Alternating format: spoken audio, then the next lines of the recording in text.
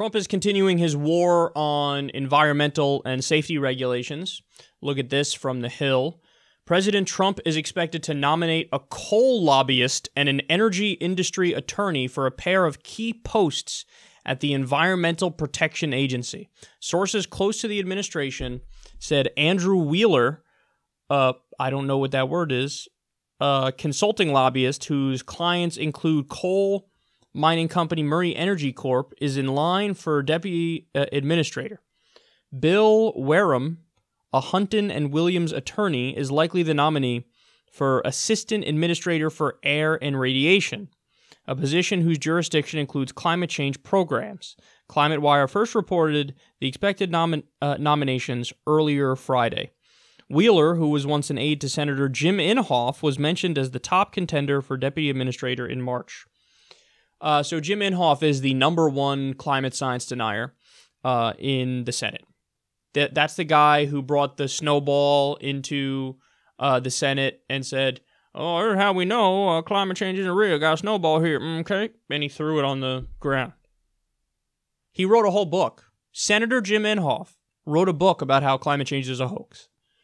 And one of his aides is now going to get a key position at the EPA where he's in charge of climate change programs. And a coal lobbyist. See, this is a classic example of the fox guarding the hen house. This is the #1 Republican trick. See, when they campaign, a lot of Republicans, what they do is they say, what we got to do is we got to get rid of the EPA. That's what we got to do. We got to eliminate it. That's what we got to do. Yeah, we're going to do that. We're going to get rid of it. Then when they get in there, they realize, okay, well, we can't get rid of it. Let's get serious here. That's not going to happen. So what's the second best thing to getting rid of it? You appoint people to be in leadership positions at the EPA who make it their mission to handcuff the EPA. You put people to lead the EPA who are representatives of the industries that the EPA is supposed to be regulating. So you're basically paying them and appointing them to not do their job, to do the opposite of their job. And therefore, you are effectively eliminating the EPA. You are in practice eliminating the EPA, even though on paper, they're still there. So, and this is something we've seen all the different regulatory agencies. And unfortunately, far too often when it comes to regulating Wall Street, this happens not just with the Republicans, but also with the Democrats. So you pick people to regulate Wall Street who don't believe in regulating Wall Street, who let Wall Street do whatever they want because they believe in the philosophy of deregulation. They believe that the bankers are the smartest guys in the room and they should be left on their own to make their own decisions and then everything will work out just fine. Except it doesn't work out fine. As we've seen from history, we know as a matter of fact that when you deregulate and let them do whatever they want, they're going to make decisions that profit them and their companies in the short run at the expense of the long-term viability of the economy. So it'll happen again. It'll happen again.